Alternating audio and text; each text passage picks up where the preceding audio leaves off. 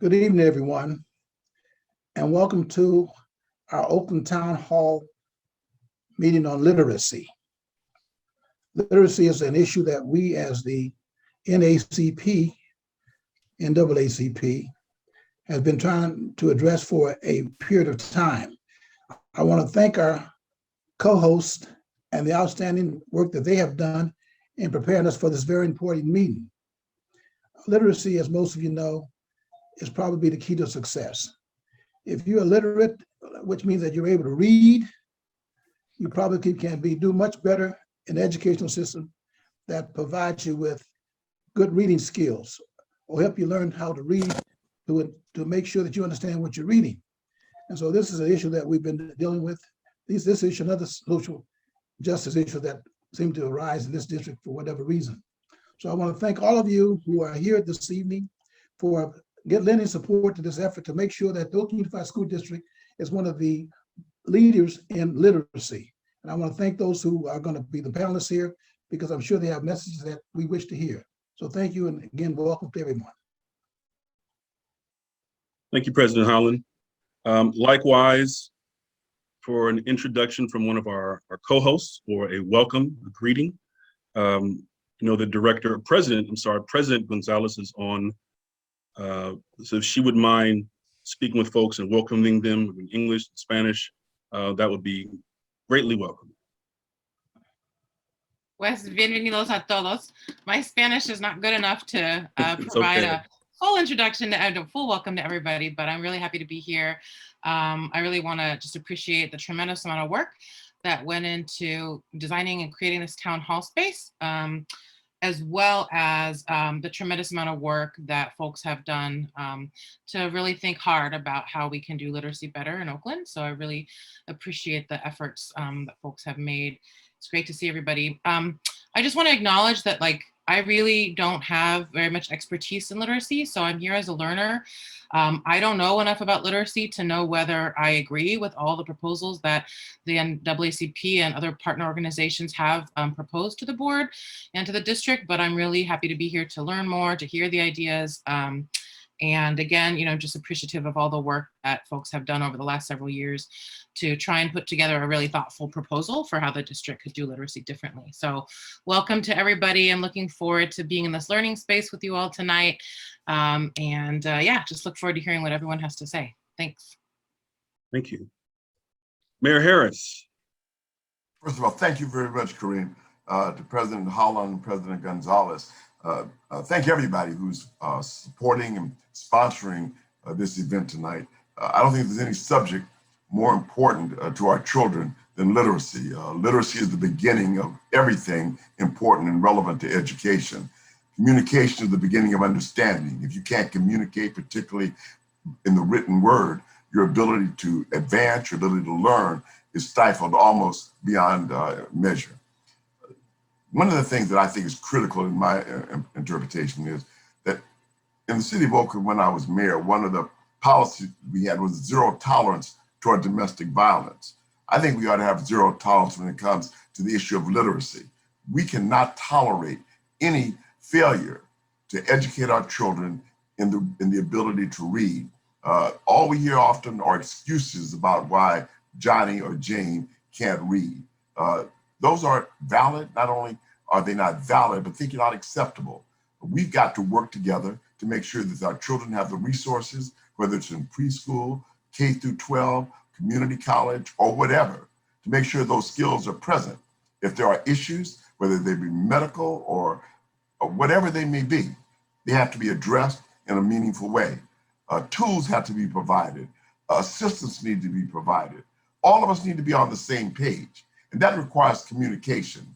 Tonight is an opportunity for us all to communicate not only about the issue of literacy, but about the solutions that will make literacy the standard, the vanguard in Oakland schools. Whether you go to whatever school you go to, the first thing you've got to be able to do before you can have any significant advancement is to be able to read. So I believe reading is fundamental. We need whatever we can't make up in the school year, we ought to make up in the summers. Whatever we can't make up in the schools, we need to make up in the libraries and the churches and in community organizations. I would just suggest to you, this is a total community effort. The NAACP is providing a forum for all of us to listen and to learn and to participate in being part of the solution and not part of the problem. So for parents, for students, for organizations, for leaders, let's all agree. We're not going to fight with each other. We're going to fight for our children. And I thank the NAACP for providing this very important forum that all of us can share, all of us can learn, and go forward with a common agenda. So Kareem, thank you very much for allowing me to be a part of this program. Cynthia Adams, the chair of the Education Committee, thank you for your leadership as well. Let's get started. And with that, while we're still working on some things on the back end, first of all, thank you, Mayor Harris. Thank you, President Gonzalez. Thank you, President Holland. We appreciate all of you. And we are going to tee it up with our newest member of the Education Committee. She is a tireless worker for students and has been for some time, working in the Oakland Public Schools. Elena will be interviewing a special guest this evening, and we want to give her the time. She'll have 25 minutes. She'll introduce her guest, but Elena Wits-Smith, welcome. Thank you so much, Kareem. Thank you so much. Our special guest this evening was a part of an individualized education program, also known as IEP. Today, he will share with you some challenges he overcame because of an individual who helped enlighten him concerning his disability. I am proud to present to some and introduce to others our special guest, Dr. Anderson. Dr. Anderson, so glad to have you tonight. So glad to have you. Welcome, welcome, welcome. Dr. Anderson, let's jump right in and let me ask you a question. Describe your experience as a child held back with a disability. I think starting off, I think that's a great question. I was held back in the second grade, and I remember being told by my mom that I was repeating the second grade, but not provided context. I sort of internalized it as like, I just didn't do well enough. So I needed to start over. And the second time around, I was going to pick up everything I didn't get the first time. That also meant that I had some pull out very sporadically while I was in the second grade the second time, where I received some intervention, but not on a consistent basis. Thank you. Thank you. When did your mom notice something was wrong? My mom noticed that something was different about the way that I process information, probably in preschool, kindergarten. She would go to my teachers and she's like, he's writing his letters and his words backwards, and this isn't normal. I have a son who is just a little older than him. And at that point, teachers told her, well, he'll grow out of it. So just give it another couple of years, everything will balance out at some point. And it didn't balance out. So I was held back in the second grade after I was assessed because my mom consistently advocated that it shouldn't work this way. If I'm not understanding the basics, how am I moving forward? So I was assessed, and then it was discovered that I had a learning disability. Amazing. Thank you so much, Dr. Anderson. Did you see yourself represented in the messaging that was available? No. For me, like early in my process, I made it all the way through high school without even understanding what my disability was. I sort of was one of those students who knew something was off or something was different or that I was broken, which is how I felt at the time, but I didn't understand what was happening. So like a lot of the messaging that I received from those around me was just that I was unintelligent. I wasn't smart.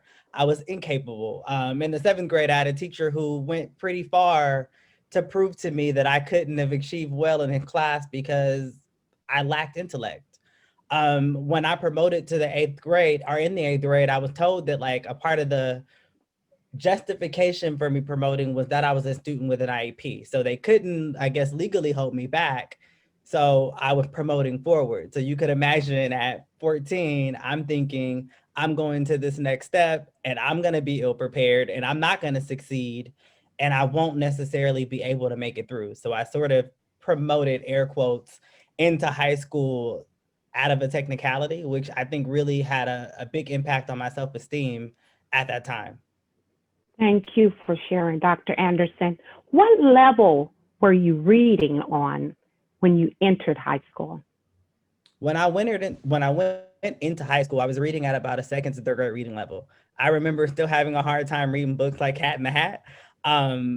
Going into high school, when I finally got to high school, I had this awesome teacher named Miss Obiago, and she shifted the way in which she taught me. So she taught me decoding, she taught me sight words, she went down to the basics, which I know for many people in education, there's sort of a debate about where we start. And I agree sort of like with what Mayor Harris said. If I didn't have the basic skills to be able to keep up with my peers in the 9th grade. So the fact that she went that far back for me made a world of a difference. And within a year, I went from starting at a second to third grade reading level to being able to read at grade level, 9th, 10th grade level. And then by the time that I entered my sophomore year of high school, I was able to take AP and honors courses. So having a very strong foundation in that year span for me was completely transformational. Thank you. So I'm just going to recap. So you had a 9th grade teacher, high school teacher, Miss O, teach you basic skills. Now, you know, a lot of people would say, I am a 9th grade teacher. I don't teach kids. I teach English. Or I don't teach kids. I teach math. But Miss O went back to get you. And you know, high school teachers, they don't usually have the elementary materials like books. Maybe a resource teacher may have some things, but you know, they normally do content. But Miss O went back to get you. So amazing, amazing. Now, I want to ask another question. Are basic skills beneficial for all students? Basic skills are beneficial and necessary for all students. When I think of, like, for me, I'm not a parent, but the analogy that I make as an educator is that we have to educate the students that we have. Just like when you're a parent, you have to parent the kids you have. Like, I think that it's great to have these ideologies in regard to what kids you're gonna get. But for those of us who work in the classroom, we know that we have to start where they are. I think it would be great to hold these expectations and these values and to say, I'm a 9th grade history teacher, you should be prepared to get to this point. Well, I'm not. So if I'm not prepared, how do we move forward? So having a teacher like Ms. O for me was a big deal because she was able to go back and make that connection and wasn't sort of passing the buck and saying, well, maybe you'll get it your sophomore year, maybe you'll get it your senior year, maybe you'll get it, you know, out in the real world. She took it upon herself to sort of teach me where I was. Okay, amazing. Ooh, I just love your story, Dr. Anderson. Now I have a twofold question I'm going to ask right now. And it says, did you have teachers that built relationship and connection with you before trying to get you to understand concepts in a one approach facet? That's the first question. Then, do you believe that teachers already had their own model of what a great student was? Okay, so I'll take the first part of that. So for me, Miss O specifically, along with a number of other teachers that I had while I was in high school, started with a relationship. I remember the first week of class, she set us down like, hey, you're in the 9th grade. All of those things that happened before now is a clean slate. So we get to start and we get to decide how we forge forward from this moment. And she really started with a conversation and really started with connecting. These are the things that you need to get to. So you'll have to be able to work to provide to yourself. Even if you work at McDonald's, you have to be able to read cheeseburger on the menu in order to actually do that. You have to be able to count the change so that you're not getting in trouble with customers in the drive-thru. So she really made the experience connected to things that we were experiencing in real life. So that was sort of a big start. She cared in ways that didn't make sense to me at the time, but as an educator, I get it. In terms of teachers having sort of this notion, I think that, you know, not just teachers, but across the board, we have standards in our mind of sort of what we hope people would do. I remember sort of having struggles with teachers who would say, well, you're supposed to take Cornell notes. And it's like, yeah, I have a processing disorder and you're telling me to take notes and I can't write. Well, I can't spell that great. So I'm thinking about trying to keep up with everything that you're saying and I'm occupied with the writing task and now you've lost me. So I spent the last 15 minutes trying to remember what you said 15 minutes ago and write it out in a legible way, in a way that makes sense, but I didn't have the skills to do so. I actually thought it was kind of funny once I made it to college that they had these things called note takers, you know, people who go into the classroom and take notes so that you can actually have a legible version to review later. But in high school, those sorts of resources didn't exist for me. And I had some teachers who felt like that I was asking for an additional advantage when I was asking for things that I needed. Right. Ooh, amazing. Wow. Powerful. The next question is a fill in the blank. If I had blank, I would not have had to wait until 9th grade to learn the basic skills. If I had teachers who work with me in an equitable format, I feel like for so long I was being pushed into this box or this category. And I've said this, like, I was an agreeable kid. So like, I wasn't the kid, I wasn't in class, messing stuff up. I wasn't fighting people. I was there and I wanted to learn. And there was a disconnect and I was frustrated with the reality that there was a disconnect, but I didn't have teachers who were saying, hey, so something's missing. And how do we work together in order to be able to fill those pieces in? Now, Dr. Anderson, I wonder about your mom. What was her understanding of what went on when you were in school? What was she being told? What is mom reflection about all of this? It's so funny. I talked to my mom about this just the other day. And for her, there was sort of this, I knew I wasn't crazy. Like I'm telling the people at the schoolhouse, this is her words, that this is what I see. And as I'm talking to them, they're like, no, that's not happening. And then finally I get this intervention and my mom sees the growth and the potential in me like manifest.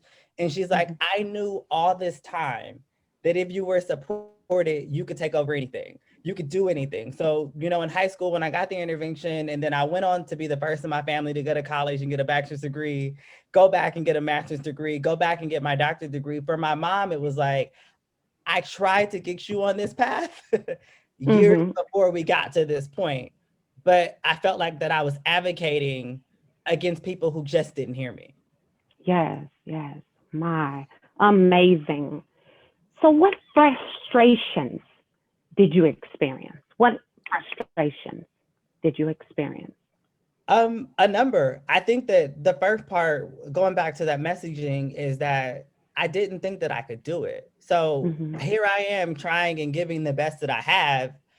And I'm sort of being reinforced that, like, you know, you should aim low. You shouldn't take AP classes. You shouldn't do this. That community college class that you want to take, it's too far. So sort of having to push back against the notion of playing small because I'm differently abled. Yes. So I know there's parents on the Zoom right now, and I want parents to hear. What happens to kids who are not supported? You know, that's actually an emotional question. Kids who are not supported don't have positive outcomes. When we talk about sort of employment, we talk about building community wealth, we talk about the ability to navigate in this world, we talk about having positive outcomes. When you're not supported, those things don't happen. And I think that, like, in education, we're in this interesting crossroad because educators serve as sort of pseudo parents. So we have to show up in ways that sometimes our parents don't know how to show up.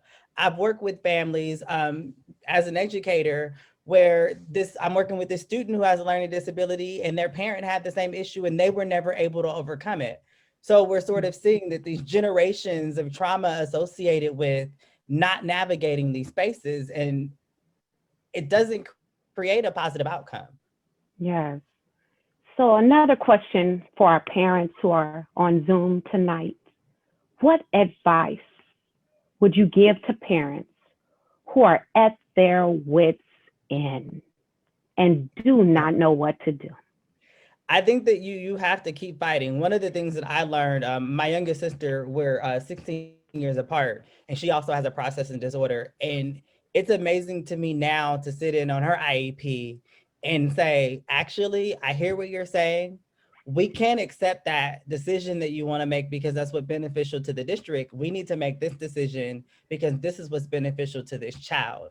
So making sure that like we're educated and advocating, and we're not just signing the IEP just to move things forward, but we're really thinking about what does this student need in order to be successful? Is it a teacher? Is it a one-on-one? Is it further intervention? Is it, you know, a tutor after school? Is there some additional resource that we can provide to this student to make sure that their specific needs are met, and not to fall into sort of the trap of, well, this is what we do with all students like this, because ultimately you have to do what works for that individual student. Right, right. And I just want to put a note out there. We're partnering with the UCSF Partner Center, and they told us by third grade, they cannot even deal with dyslexia. They must deal with PTSD first. You want to expound on that? That's something. Ooh, so, I get chills. Yes, come on. For us educators who work in the field, you're probably aware of the imposter syndrome. So one of the things that I identify with every major milestone of my education is sitting there and feeling like that second grader all over again who could not accomplish the task. And then going to therapy and having to work with the scars that sort of come along with the experiences that I've had. Sometimes I find myself being two people in one space where it's like, okay, so I have these skills now, but I'm still battling with the things that happen as I was going through my developmental process. And I'm still with some moments that same kid. Like right now, I'm slightly emotional because I feel like that kid sitting here saying, hey, I need help. And remembering just feeling like I needed to fix it myself without the skills to do so. Wow. Ooh, so powerful, Dr. Anderson. I get chills as I'm listening. My last question for you. What would you recommend for a district who is thinking about a new reading curriculum? But let me give you some background.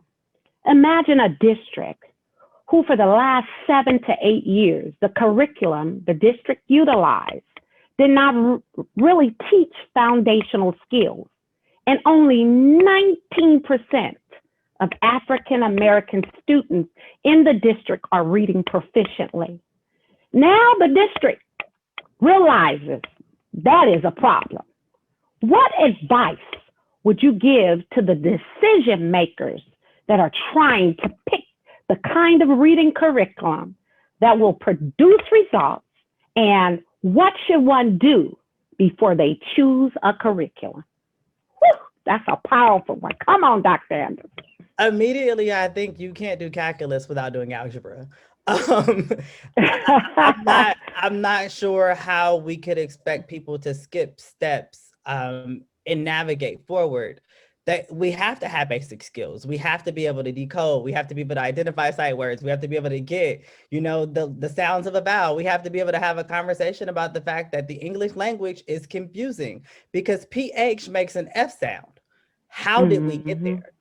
So being able to go back and talk about those things, and if we're talking about 19% who are proficient, that's what, 81% who are not, who don't have those skills. So I think that sometimes, again, how do we think about building the foundation? Because once they have the foundation, they can accomplish anything.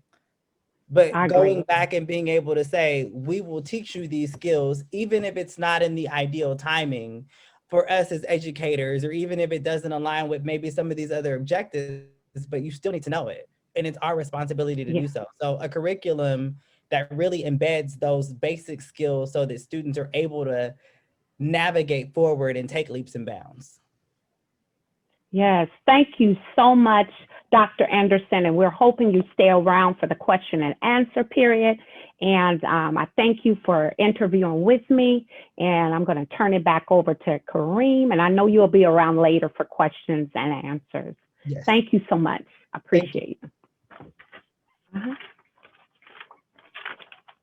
Thank you to both Dr. Anderson and Elena Wits-Smith. We want to guide you to the chat feature, and you will see that we've put in the directions to ensure that you can have interpretation in Spanish if you would like to have it done so. Thank you for Linguaficient for working with us behind the scenes to make that happen for everyone. Thank you very much. We're now going to shift.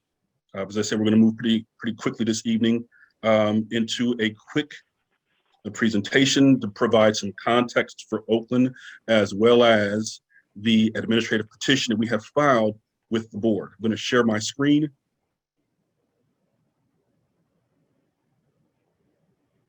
And we're going to begin.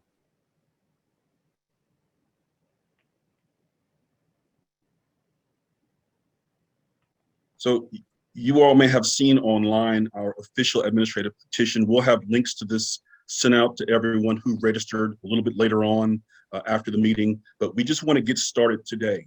We don't want to have students wait until they're in ninth grade to get what they need. So we have some steps that have been cultivated and collected as a result of our research and our diligence in this topic. We want to share them with you today, but provide you some context, some important key context for the city of Oakland. So really quickly, you may have seen this before, but in general, you have the general population that is split up into 2 or 3 categories, or 4 categories actually. The blue and yellow group, you pretty much don't have to worry about them. They can learn with anything. In fact, 5% of them can teach us. And then you have 10 to 15% that are dyslexic. They're kind of hidden in plain sight. And that group totals 60 to 70% that need structured literacy, explicit direct instruction, and embedded within that you have the dyslexic group. So I'm going to collapse those, the blue and the yellow, so that we can look at it a little bit more clearly. But just to know that everything we're doing right now is targeted for these students. But what we have been doing for the last 6 or 7 years has been targeted for these folks, and the dyslexics are there. So this will be our frame of reference as I go through this. The challenge is that we think of things in terms of simply the blue and the orange, so to speak, those who need structured literacy, those who don't. But there's about a third of folks are called green. So they're those individuals in that blue group, but they have resources, they have money. And then you have about a third of the folks who are in the orange that have resources, they have money. Those are the folks who, their families, they can afford the private evaluations and screening for dyslexia and what have you. And they can afford private tutors. You may have heard of these things. I know Dr. Anderson may have mentioned Linda Mubel, the teacher that he worked with, Ms. Obiagu. She used Linda Mubel techniques. There are a variety of these support systems around the country. But when we look at reading proficiency in Oakland, Department of Ed says these are the statistics in terms of reading proficiency. What jumps out at you with this? What jumps out at you? Most people would say, well, 73% of white students are proficient. And that's true in Oakland, but we have to dig deeper and move beyond kind of the superficial analysis. If you really look at it, white students in Oakland Unified, so yes, 73% of them overall are reading proficiently, but 75% of 3rd grade white students are reading proficiently, and there's 425 of those in Oakland Unified. By middle school, it drops to about 200 or so white students per grade level in Oakland Unified. And by 11th grade, there are only 157 white kids left. And they're reading at 45% proficient level. So the question is, because we often think, well, it's working for some kids and not for others. It's working for the white kids, it's working for, but at 45% proficient as they head out the door, the question is, what's going on here? Is this just white flight? And then why is it white flight? Why are a third of them remaining? Is it racism? I've heard that often. Folks leave because of racism. So based on our conversations with parents, with teachers, community members, this is what we realized. We realized that our white parents are saying, look, it's not working for us either. But since we're already paying for these expensive programs, we might as well just put our kids in private school. It's an economic issue, just as not, or if not more than a racial issue. But in our binary thinking on things, sometimes we get pigeonholed in one thing or the other. And this cuts across demographics. Those who can afford it, they leave. And then these narratives emerge. When you're in what I call the blue section, the reading blues, we have different things that are everything is designed for you. The universities cater to your style. They're training teachers in the style that's familiar to you. Your experience and how you feel is preferenced and privileged over the science. We staff according to fit and our comfort level. And these blue narratives in that bottom box they proliferate. There's no one way to teach reading. Kids just need more time, as you heard Dr. Anderson say. Those orange kids, they just need more time. Or maybe they're lazy, or their family, or it's, oh, I poverty-tipo. You can't help it. But this is the bigger challenge. So even though our population, you see on the left, our educators, and I thank the Right to Read Project for giving us this data set. We had our own data set, but theirs was so much bigger. We went with theirs instead. Ours showed about 87%, but theirs showed 85% of educators are in that blue group based on the surveys that they've given teachers. And so you can imagine that the folks in blue cannot even conceive of what the orange folks need. This structured literacy, this stuff, it just doesn't feel right. It's not familiar. And most of our educators are there. Our leaders in our systems are there. Our nonprofit organizations are there. The people who have power are there in the schools, or the people who are serving in our schools are there. But the majority of our students of all ethnic groups, this cuts across demographics, are in orange. And you hear it, this is akin to those folks in orange, and the NAACP is echoing this out. These orange readers matter. What they need matter. What Dr. Anderson needs matter. If you want to get higher than 40% or 50% with money behind you, then what they need matter. And it's as if the sector has been saying for the last 7 years, well, look, all readers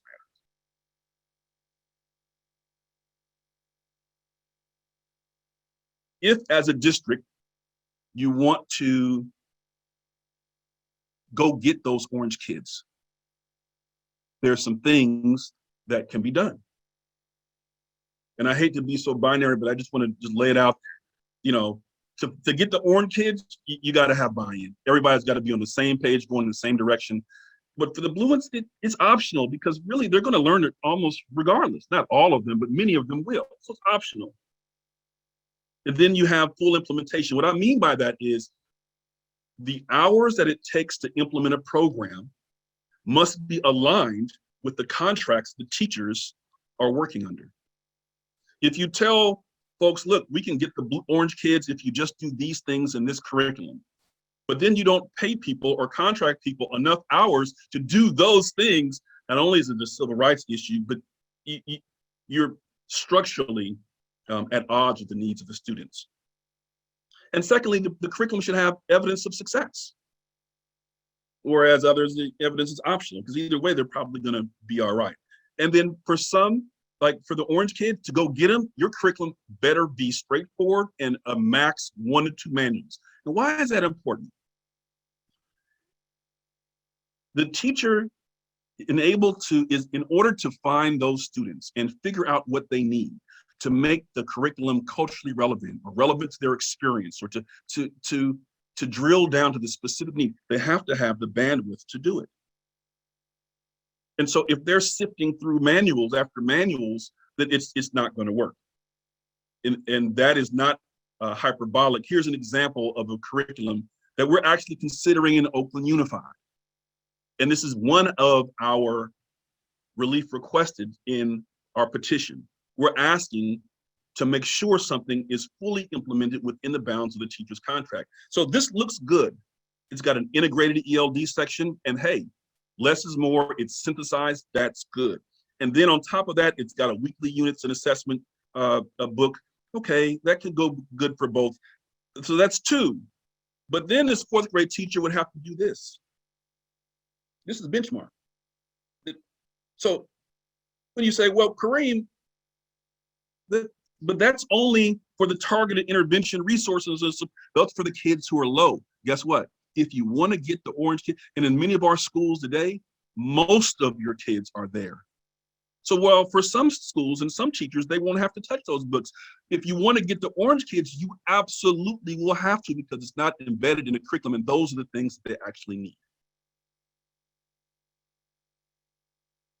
Student Achievement Partners gave us 5 high quality curricular options, 5. This is still number 1 in terms of what has to happen and our relief requested in terms of our administrative petition. We added a 6th because we saw lots of evidence for a collaborative classroom suite. We visited schools, etc. So there's 6 total, 5 from Student Achievement Partners, and we added 1. There are videos that you can look at where educators are sharing their experiences with all of these curriculum, with 4 of the 6, Wit and Wisdom, EL Education, Collaborative Classroom Suite, and Bookworms. There's a tiny URL, you can look at it there. And the videos are subject titled here in the heading, planning time, etc. We recommend everyone take a look at that on your own time. You say, well, aren't there other? Yes, there are other curriculum. These aren't the only curricular options, sure. And then there's something to be said about TK to 2. We actually realize that TK to 2 is a specialty, that early learning foundation. There are some curricular options that specialize just in kindergarten and second grade, and some even TK to 2. Oakland Unified has decided, her staff, that we're not going to separate K2 from 3-5. We initially recommended it, but that's something to consider. But if you're not going to do that, and those listed there are high quality curricular options for TK, some TK, K1, 2, but they specialize in that. They don't have a 5th grade component or 4th or 3rd. So if you're not willing to do that, then you're going to have to really look at what are the things that the orange kids need, and are we making sure that those are in the K through 5 curriculum? One of the drawbacks of an adoption process is time. It's very, very difficult to really dig into the evidence. It's really, really difficult. We've seen it. And so surface level research abounds, and we misuse tools like EdReports. We met with EdReports staff, and they were mortified to hear how people were actually using their reports and their color coding attributions as being some way an indicator of student achievement. They said they never intended for that. They were mortified. And so it's very easy to misuse tools if you don't have the time to really dig into the evidence. And, you know, if buy-in is limited or there's perception that things are already chosen, whether it's true or not, perception at some point becomes reality. And then you got to read the fine print. So here's an example of a curriculum. I think it ended up being the 3rd place in terms of what we were selecting or choosing from. But if you look closely, you'll see it says it's a quantitative study, and they outperformed all the other curriculums. But if you look, for teachers, it says ease of use, 48%. That means half the teachers say this is not very easy to use. Efficacy, meaning effectiveness, it actually works for kids. Only about a 1/3 said it was effective. This is the last page of the report, by the way. Everything else came first. This was last. You'd have to have the time to read through all of it to get here.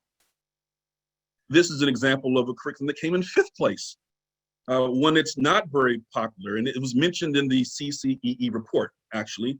And this is a teacher in the lowest performing school in Oakland Unified, 1st grade, and you see her kids came in at kindergarten. This is this year's data. But they've actually moved, the students in this classroom have actually moved. Now they're on 1st grade level in a virtual setting.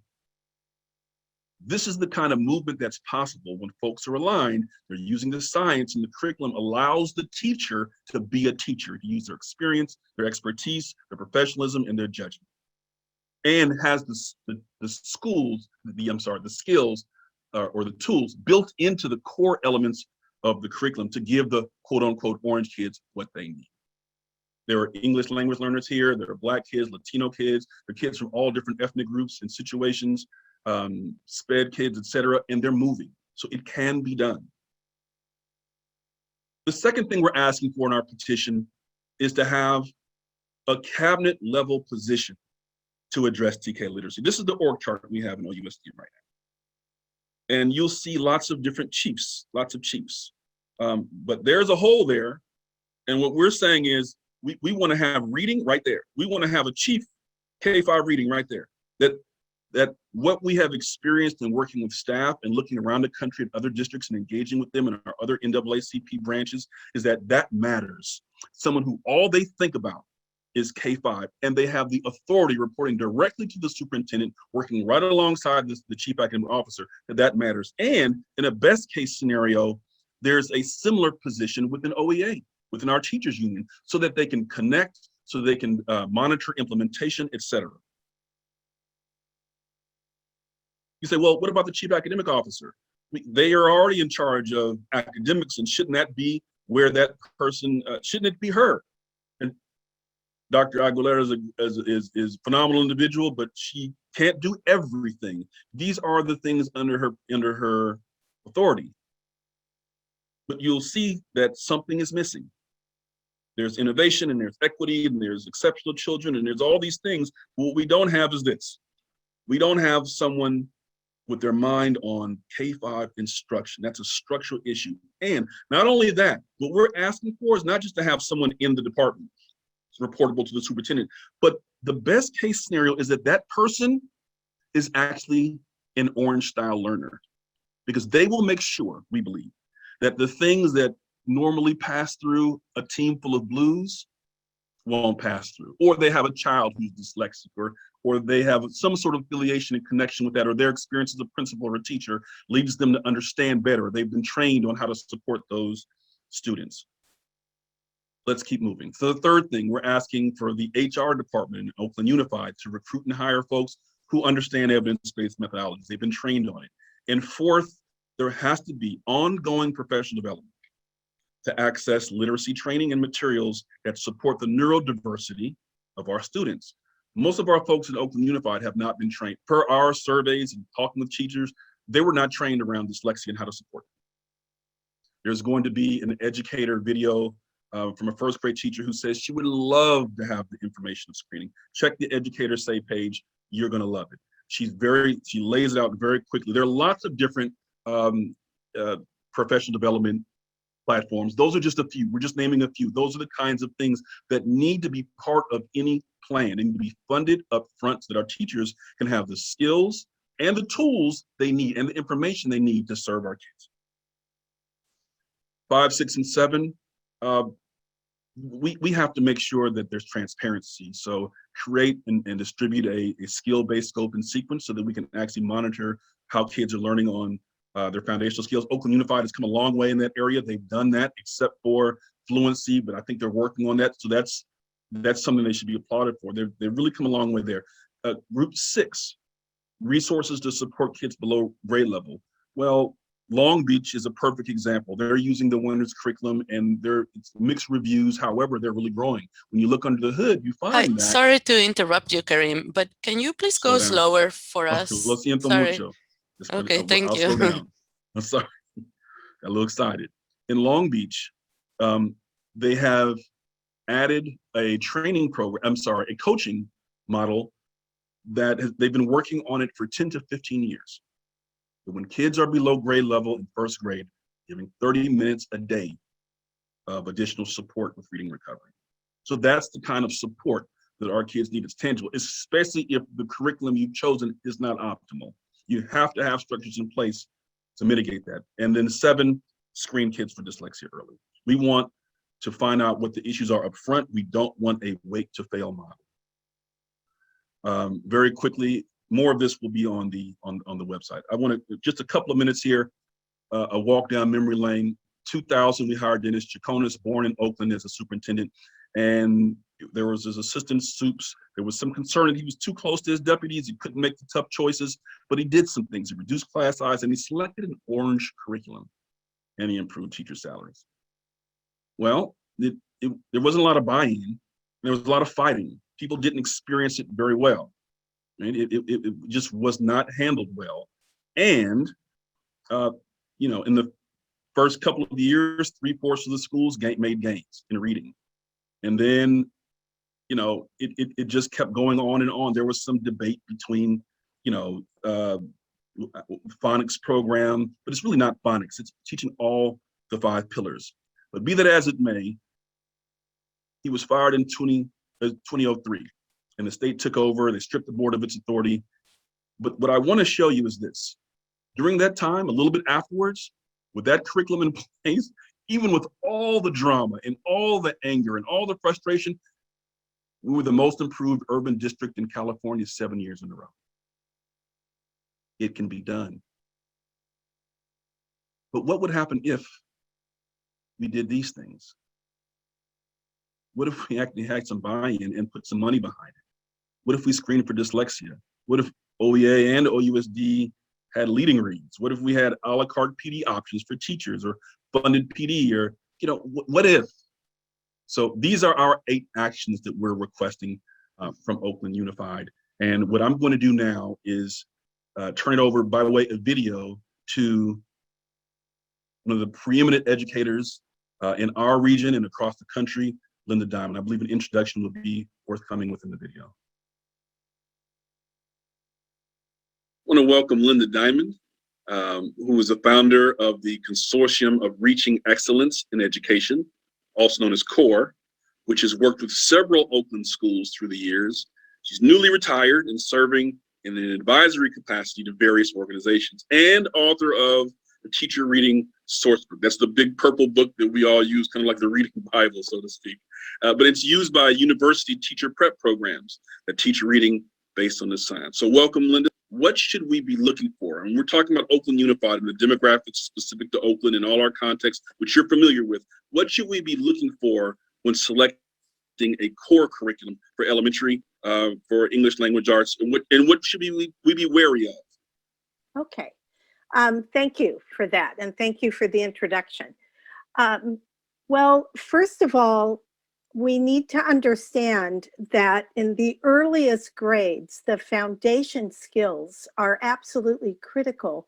And those are skills about which we have a lot of research evidence about what works.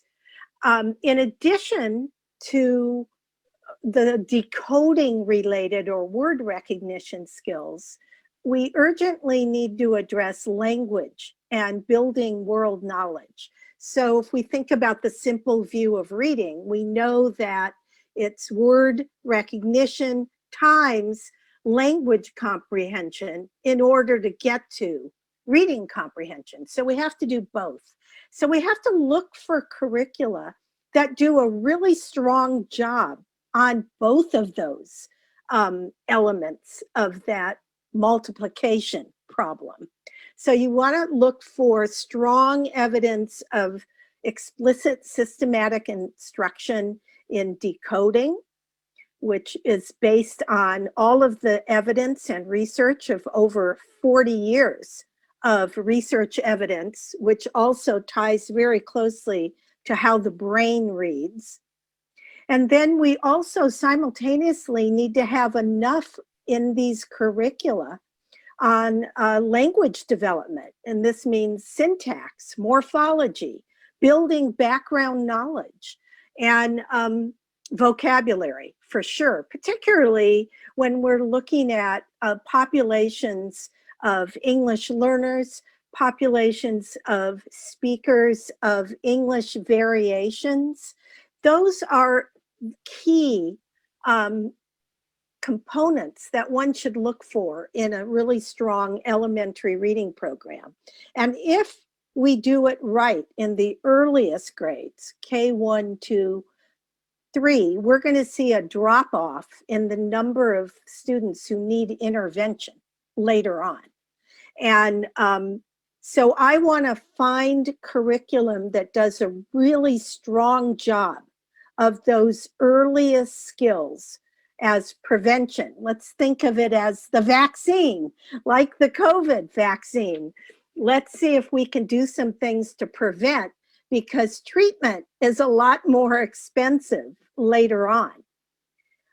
In addition, there are some things to watch out for. For example, there are curricula that are evaluated in some cases by outside organizations who do a pretty good job of evaluation, but it's important to look, what I call, look under the hood and really look carefully, because we've seen some of these curricula that have pretty strong reviews have contradictory information.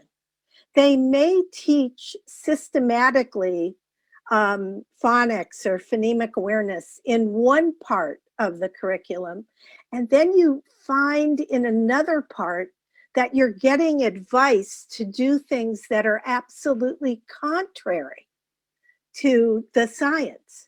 So they're kind of trying to have it both ways. And I always encourage people when they go to evaluation sites to go to the full reports, because there they will see more detail and are apt to see areas that aren't quite as strong, still allow the curricula to get green, for example, but may have some other weaknesses. But really it's incumbent upon the teachers and the educators to really examine the curriculum and look and see if there are contradictory messages. Personally, I love the Reading League's tool. That's a resource on their website. It's a curriculum evaluation tool. It's really useful to use when you're looking at commercial programs.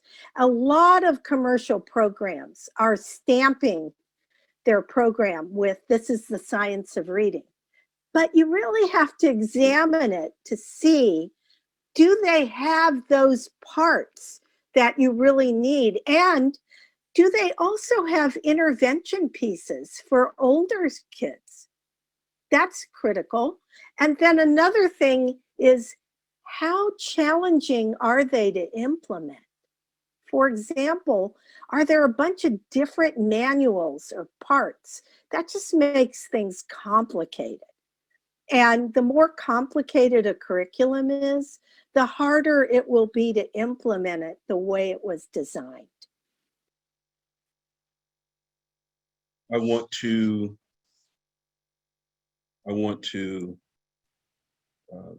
thank Linda Diamond. And before we transition to hearing from some of our co-sponsors, I just want to end by saying, we often wonder what's needed to support kids and to support teachers. The 8 things that we've identified, it's not guesswork.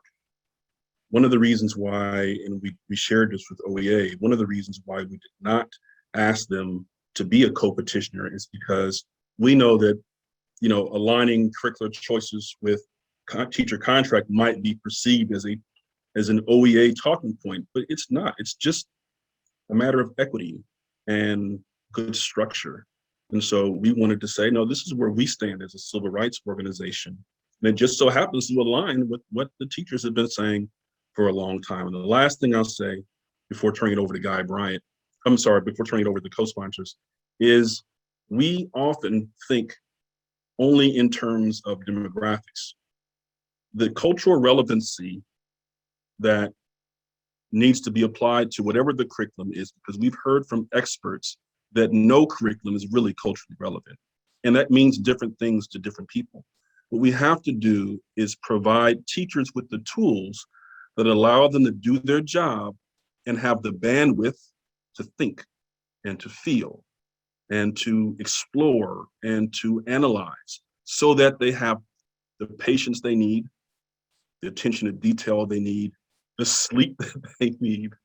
And that's why it's important to have something that's as straightforward and simple as possible, where they can then breathe life into it.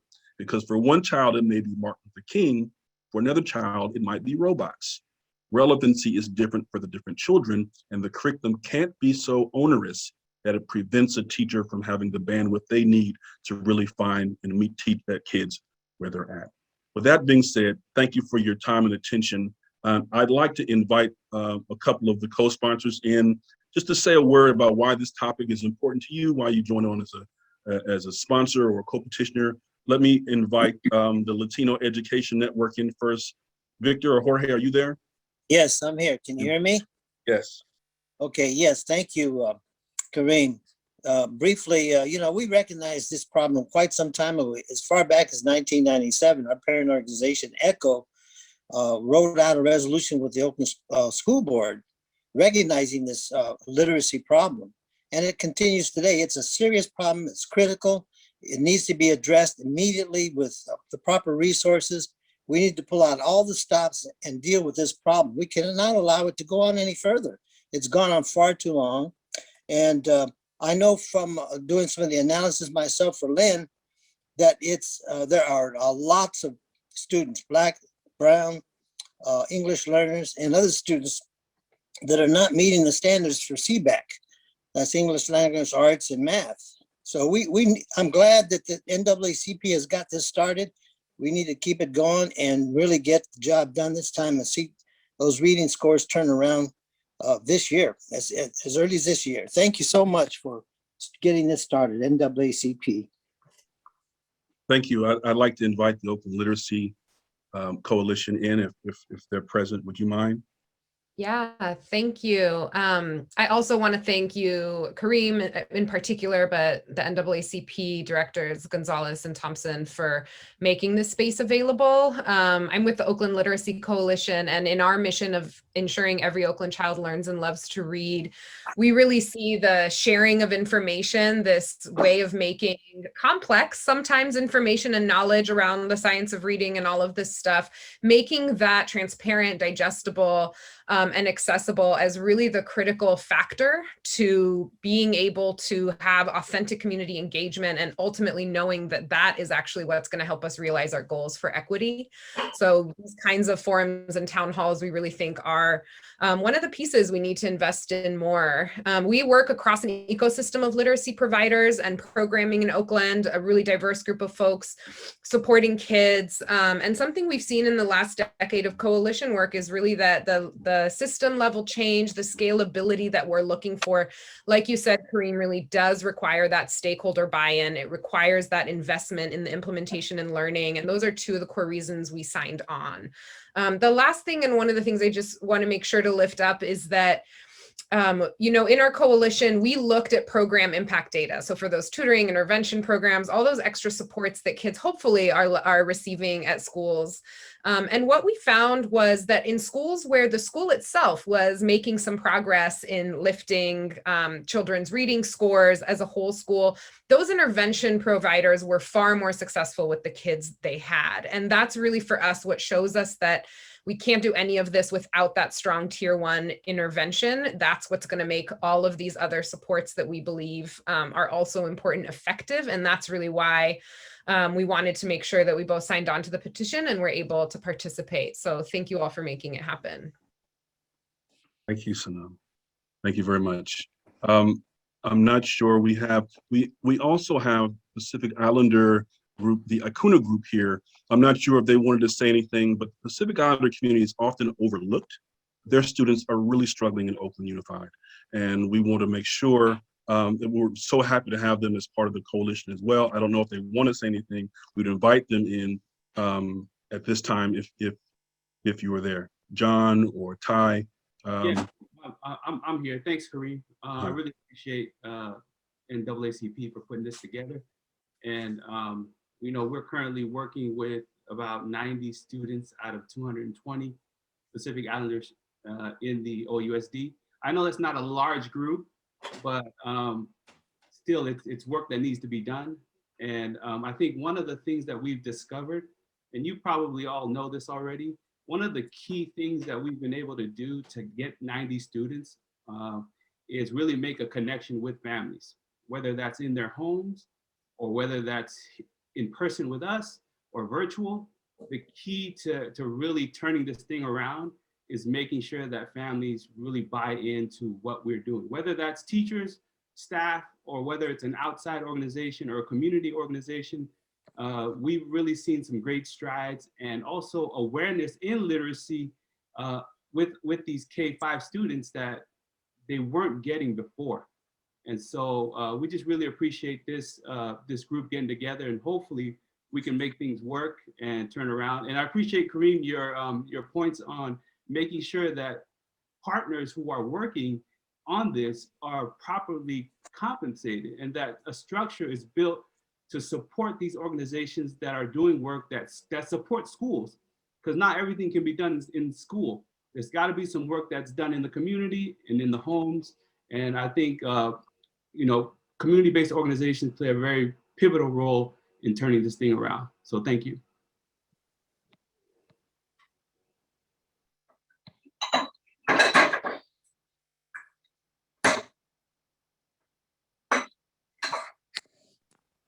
Kareem, you're muted. Oh, I'm sorry. Thank you. Thank you, Michael. Well, thank you for telling me that, Michael. You can go ahead also as a co-sponsor of the event. And we thank you to the Acuna Group. Much appreciated. Much appreciated. Michael, did you want to say a word with your organization? I'm going to speak, Kareem. Okay, great. It's Lakeisha. And can we just have a few minutes? Because I think this literacy piece is really centered in our families, and we bring in the voices of hundreds of Oakland families, right? Our families come from 81 schools in Oakland. 70% of those students are Oakland Unified School District students, and 25% of the families have kids with IEPs. So, and we have been doing this work intensely for the past 2 years, and I think it's important in this forum. I want to thank the NAACP for just bringing folks together to really understand what's happening on the ground and what we're doing, because I think the folks closest to the problem should be at the lead of the table solving that problem. So 2 years ago, we asked our families what was keeping them up at night. And what they said to us was reading. They literally said to us was reading. They said everything from like, they didn't know what grade, their kids weren't reading on grade level. They didn't know what level their kids were reading on. They felt like when they were asking for support, they were being told to have their kids just read more, which wasn't helping because they were having a hard time getting that first 20 minutes in. And so here we're sitting here like listening to our families and recognizing like we need to move where our families move. And so the first thing, so I just want to share like 4 key things that we've already done and what we're doing to really push literacy in this city and across the nation. So the first thing is we teamed up with Oakland Literacy Coalition. I'm glad that they are on this call as well. 2019, we launched a summer literacy series. We wanted to make sure our parents were no longer sort of like blind to what was happening. So they brought the teachers, we brought the parents. We had over 120 families come and get reading assessments, right? Just so they knew what grade level. Then Oakland Literacy Coalition, they hosted some advocacy sessions to actually help our parents take the data, right, from those assessments and then schedule those conversations with their parents, with their teachers in schools so that they can really show their schools that like, you know what, we're ready to be critical partners with you when this year. Tell me about those interim assessments. Let me know what's happening because I want to make sure my babies read. And then also Oakland Literacy Coalition made sure that our families got books at their level. So our parents weren't happy, but they were empowered. And when they were empowered, they were like, let's do something. We want to change the system. And that's when we teamed up with Oakland NAACP. And we had a great partnership with them and bringing in a coalition. I see Hollis Pierce on here. We had OLC. We had, all the charters, OUSD. And on February, right? So in February of 2020, right before COVID hit, the board, Ms. Gonzalez, you were Director Gonzalez, you were on there at the time. You guys unanimously passed our MOU, the Literacy for All campaign MOU, which said that you guys were going to move to the science of reading. Before we even got to that MOU, and we were doing this with Kareem, we were doing this with Dana Solono, we were doing this with Wes Jocks and his team over at OUSD. We were educating our parents on the science of reading so that they understood what their children should be learning in the classroom, right? So that they could be empowered. So by the time we got to that vote, which again, I want to thank the board at that time for passing it, like that's where we were. So that is still in place and that should be considered as we move forward. But then COVID hit. So when COVID hit, we just said, you know what? We're going to teach our own. We're going to take everything we know should be happening in these schools and we're going to teach our own babies, right? And it was from that we built the virtual hub, right? And so the virtual hub launched last summer. We launched a virtual hub with 200 students. Our K-2 students were all taught by paraprofessionals in OUSD from Madison Park, Franklin, Greenleaf, Rise. Them amazing, amazing women, right? The results that they got using the science of reading with NAACP, with Kareem teaches, everything that Kareem is saying and taught, we did that, we applied that in the hub, and our babies were reading. So within 5 weeks of just remote learning, 60% of our K-2 kids went up 2 or more reading levels on the district-wide SIPS assessment. 30% of our kids went up 3 or more reading levels. This is also early language learners. So this is not just about, let's talk about it. It's also about what are we doing and how this is being applied. And I'm letting you know that this stuff is happening right now. And we've been running our hub all year long. And our families have been signing up and taking literacy courses and instruction from Reconstruction, led by Kai Henderson, all the way from working with Homies Empowered locally. And so I just want to stress that it is urgent. It's been urgent. Our families need it. We have been providing it. And I think the huge, it's already there. We need to be expanding on what's happening and making sure we're centering the solutions that parents have put into place in this work moving forward. I think that is it, but I just wanted to really make sure that we highlight what is happening in Oakland that we should be mobilizing around, because other cities are asking us and trying to replicate the work in Oakland. We need to make sure that Oakland is doing the work that's happening in Oakland. Thank you so much. We really appreciate it. I'm going to turn it over to Guy Bryant now, who will lead the question and answer portion. All right, well, thank you very much, Kareem, and good evening, everyone. What a powerful forum this has been. I'm going to read some of the questions that I was able to gather from the chat feature. If you have other questions that you'd like to add while we go through this, please do so. The first question is to Dr. Anderson. There was a lot of question as to what exactly was your reading issue. Was it a form of dyslexia or some kind of decoding? Could you please expand on that if you feel comfortable? Yes, my disability or different ability is dyslexia. So processing with dyslexia. Okay, well, thank you. The next question, and you could join in as well, is someone has asked, Dr. Mejia's asking, is the panel familiar with Dr. April Baker Bell's work, Linguistic Justice, by chance? And there's a link in the chat.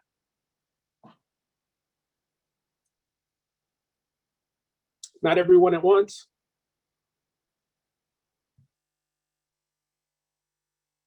I guess not. I guess folks were not aware of that. This other question is probably for the board members, if they choose to respond. Hold on one second, Guy. Let me jump in for that linguistic justice. So, I've had an opportunity to connect with Dr. Julie Washington, who's come to UC Irvine, and she is an esteemed person in the field who basically is saying, look, you've got to. There's an identity and there are some identity issues related to language. So we're trying to intersect. We're trying to cross this bridge of language study and reading, and that also has massive implications for identity and culture. So I'll just leave that there. I just wanted to touch on that. Maybe we can come back to it later, but I just wanted to name that. And I would urge anyone to look up Dr. Julie Washington's work along with Dr. Billings' work on that. Great. One of the issues that was brought up during the chat is that due to AB 86 and also the $1.9 trillion Recovery Act that just recently got signed, there's an estimate of roughly $300 million of one-time money, grant monies are coming to OUSD that probably need to be spent over the next 20 plus months. And they think this is a great opportunity for some kind of literacy effort to be rallied behind. Does anyone have any thoughts on that $300 million or just the fact of how can we implement more literacy going forward?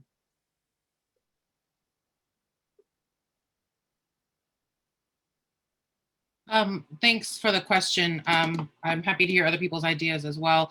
I do agree that we need to do early intervention better and more intensively. I think we haven't had a conversation as a board about what exactly that means for everybody and what that would look like in terms of how we do things differently. But definitely I agree with the idea. I think it was Dr. Anderson who said, if we can do more early intervention, then we can avoid a lot of the learning difficulties that students have later that deter their progress. So totally agree with that, the need to do more early intervention. And we haven't had a conversation yet as a board about what that would look like. Could I jump in there too, just a little bit? I'm a little bit former board, kind of thinking about this a little bit, and just this idea of like the money coming from the feds, et cetera, like just being really conscious of, limited resources, and sometimes we're using one-time dollars to do things. So this question of sustainability, I think, is like really important. And if anyone knew me, in my service on the board, money sometimes wasn't the issue. It was really efficacy of how we were applying the work that we were doing, right? And so the examples of in community this summer, they didn't have a lot of money, but they took 200 kids and they got TAs and they taught literacy and they followed the science and they did some things. So I want us as citizens who are holding a board accountable to govern. For me, some of it is really just tracking the dollars that they are currently spending. And if they're adding anything else, just to be really clear, again, it is targeted towards student outcomes and you are going to measure it. And as a community, it is going to reflect our values and our goals. And the board is now responsible, right, for tracking those things and us holding them accountable. Thank you for that. Guy, if I may, I would just actually like to bring Jamoke back since you just spoke. We had co-sponsors mention, I know we're a little short on time, but I definitely wanted to give Sobio an opportunity to speak a little bit about why they kind of signed on to the petition, why literacy is important to your organization as well.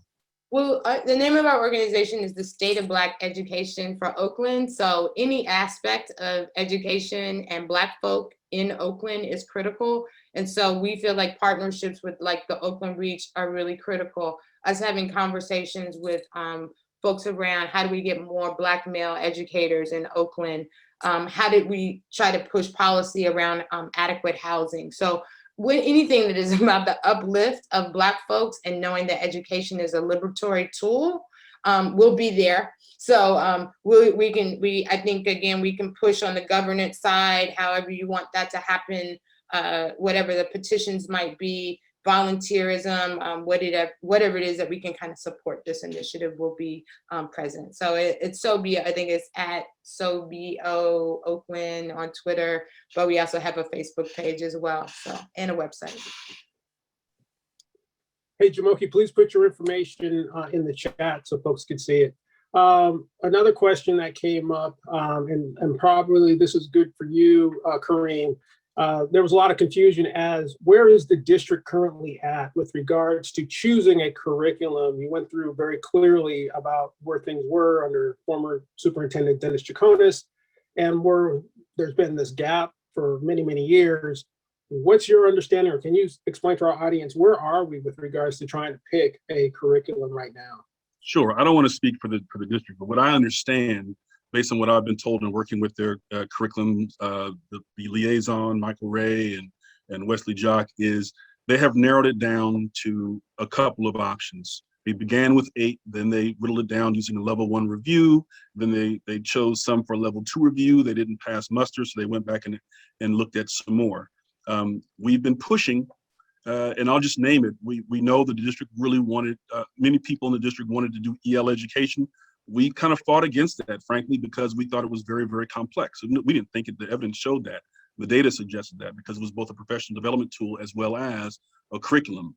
But we know many teachers like that, so we backed off and said, fine, well, at least pick something else that's easier to use, that's more straightforward, and that has evidence of results. And so they're still going through that process now. I believe their timeline is by May, they want to have something. and which means that they would send up a recommendation to the board likely in April. That's a self-imposed timeline, but I think that's where they are now. I could be wrong a few weeks here or there, but they're winding down now and getting ready to choose something, so it seems.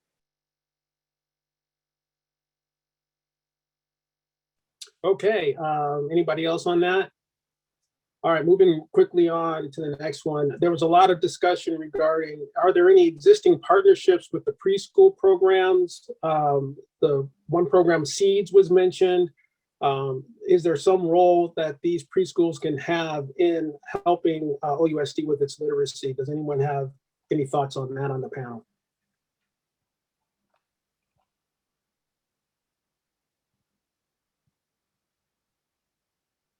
Go ahead, Jamoki. And I'm gonna get in trouble because it's, if you guys know West Oakland, there's always a whoa in front of something. And so it's Lincoln Child Center, Letitia Henderson, Holy Names, Dr. Kimberly. I'm getting old, y'all. My brain is like names. But there is an amazing early childhood program that's coming out of the Lincoln Child Center, and it's something that First Five is partnering and working with us. And in that group, a large African American population, but also large Habesha community, large Yemeni population. Again, it's reflective of West Oakland. And so there's some strategies they have around supporting, like they have a economic plan similar to like the Oakland Promise, which is also shout out to Oakland Promise, another like early childhood level of work that happens with families. So I think it's the West Oakland zone. I'm not remembering it, but Letitia Henderson, Lincoln Child Center. And I believe that the new director for District 3 is supposed to have an MOU that he's setting up with Lincoln Child Center and Holy Names to forward that work. Fantastic. Thank you for sharing that. And I saw a lot of updates in the chat with regards to the information you were sharing. Another important question, and sorry, and if folks can please jump in on this one. What is the importance of phonics with regards to teaching literacy or also multi-sensory teaching tools? And is there any professional development for teachers around that? So I kind of combines three questions into one, if anyone wanted to take that on. Why don't we ask Dr. Anderson to come in for the first part in terms of the importance of phonics and multisensory education, and then we can jump on the second part. Got it. I'm listening to the panel. I'm actually really excited to hear you all like advocating and saying what you're saying. I'm slightly emotional at like the amount of enthusiasm from the panelists and the knowledge. Having models where we're sort of teaching that basic framing, I don't know exactly which one Oakland Unified should use, but I do know that it should have something that teaches the basic, breaking down the fundamentals of sounds, letters, sight words, sort of having those things as a necessary force, because it helps explain for the learner some of the decoding techniques that make the process easier as they move forward. And what I'll just jump in with that before, and I'd love for Linda Diamond to answer that second part of it. But what I will say is that we have to win hearts and minds as a district. It's not just a technical fix. We have to be about the business of winning hearts and minds. There are folks who think that doing the things that Dr. Anderson needed is only for those kids. It's not for the smart kids. Smart kids don't need phonics. That's for the poor Black and brown kids, and kids with dyslexia, not realizing that it's good for all kids. And we gotta, that has to change. That's a culture shift within our system. And we're gonna need parent and community and educator voices all on the same page saying, no, we have authors and business owners and scientists and doctors in our classrooms, and we have to reach those students. And it's our responsibility to do so. And so, you know, part of this is we brought Dr. Anderson to show folks that, hey, guess what? That kid that you may think is less than, actually, that's our genius. And we need your help as a system to unlock it. And here are 8 steps towards doing that. Linda, would you mind speaking up about the professional development aspect of things, what some options are? Sure. There are a number of organizations that can do professional development in this area. In fact, CORE, which I just retired from in December, did some professional development in several Oakland schools. And it was focused on what's known about teaching reading, the science of reading. There are groups that do this work, many of whom are, CORE is a local organization. They're based in Oakland. But there are other groups that do this. But here's what's so important. And I think it's in the longer recording of my recording that was done. This can't be a short, quick fix. It can't be whenever a new curriculum is picked that the teachers get a 3-hour training on the curriculum or a day. That is, you know, I like to raise this point. Would you get on an airplane if the pilot greeted you at the door and said, I learned how to fly a plane, I had 3 hours of simulated training? I don't think so. But that's what happens. We don't treat teachers as professionals. And they have to be treated as professionals. And that means when that new curriculum, whatever it will be, is selected, not only do they need training, but they need, at least for the first year, ongoing coaching and support. They really will need, because it's not until you're in the classroom with kids that you start realizing, oh, wait, I don't remember what they said about this or how I do it, or it's not quite working. So that has to be designed in, and that's part of the professional learning that is needed on top of all teachers learning about what is the evidence for teaching reading? What do we know? And that should be forthright about what are we still learning about, because we know that we're still learning, but there's so much that we do know that has been confirmed. And this research was done in many countries with different languages. So a lot of the research converges, even if it wasn't done just in the United States or just in England. And I think that's what makes the research evidence so compelling. Kareem, can I jump in? I'd like to comment on the comment about multisensory, which is another way of saying multiple modalities. It's important that a lot of times when we use words like at risk, we often think of a car that you take to the shop. You lift it up and you're going to do something to it.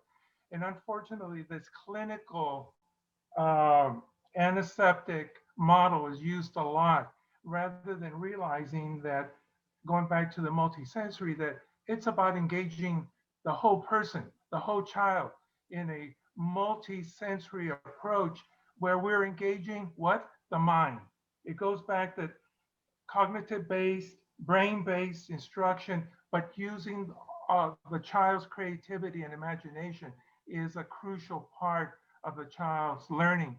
And so there's a feud going on whether 3 rows of 10 chairs with the teacher up front. Well, that's one way to teach, but most of the kids that I know that are Black and brown, they enjoy having kinesthetics, hands-on, using music, getting engaged. All the kids over the years that I had any contact with did not respond well to that strict clinical model. So whatever we do, it's that it be cognitive based, but all instruction has a cultural intersection to it.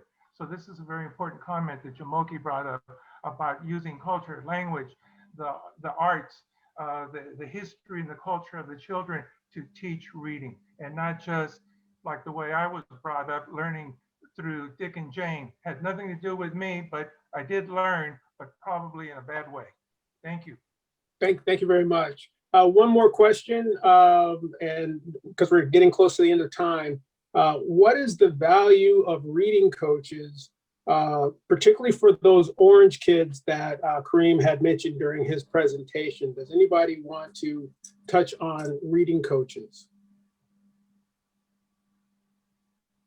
Linda, I think you're probably the best Well, one to answer this one. I was wondering, do you mean coaches for the teachers? Because teachers will deserve to have a coach, a mentor, or are you talking about student mentors who also deserve those mentors? Because that is also very important. And I think Keon talked about that, Dr. Anderson, because there needs to be someone who is that connection for the student, for the child. And kids need to see themselves in someone else in addition.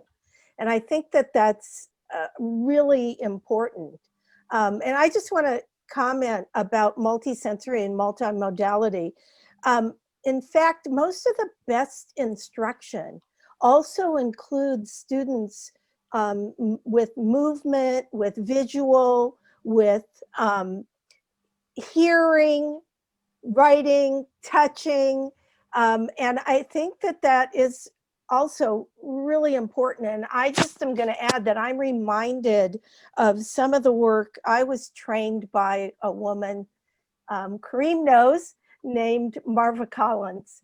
And those of you who know her history and the story of Marva Collins, she used many modalities in the work that she was doing with her students in the academy in Chicago. And I think it's a really important point, but many of these evidence-based approaches do include multimodalities. Thank you. Morton Gillingham. Thank you so much, Linda. And that's all I have. And thanks everyone for submitting your questions. And I will turn it back over to Kareem. Well, I just want to thank everyone for coming. We had hundreds of people on the night. And if you want to see great teaching, Marva Collins, she was a classic, Shakespeare, Thoreau, etc. But her kids did phenomenally well. She's worth studying. There's a movie about her, etc. I'd like to actually give the last word to Director Thompson, who's also a co-sponsor of this event. Director Thompson, are you there? Yes, I am, sir. Thank you very kindly. This was a very, very wonderful event. And I do want to let you guys know that it was attended by over 250 individuals. And if I tried to identify the places where everyone came from or who you represent, I would probably leave someone out. So I'm not going to do that, but I am going to say, Dr. Anderson, thank you very kindly, because you humanized a story, or you humanized a situation that many of us right now are facing. As an educator myself, trying to figure out exactly how we do what we should do for kids. But one thing for sure, I know that direct or explicit instruction is something that I have used, and it's worked very well. And I'm sure from what you have said, from the chat messages that I've seen, direct instruction is really probably the way that we should go. So when we look at instruction or the possibility of curriculum, we want to make sure that curriculum actually addresses the needs of the kids that we are working with. And I think that's true because I'm probably going to dispel a myth that some people have, but for me, I think literacy could be a gatekeeper, because if you cannot read, guess what? You really cannot do very much of anything.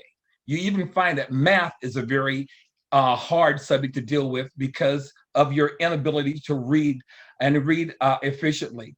So when I think about some of the words that we talked about tonight, we talked about positive outcomes. Thank you, Dr. Anderson. We talked about navigating the world. We talked about trauma. We talked about interventions. Well, I say all of those things come together and they make the human being.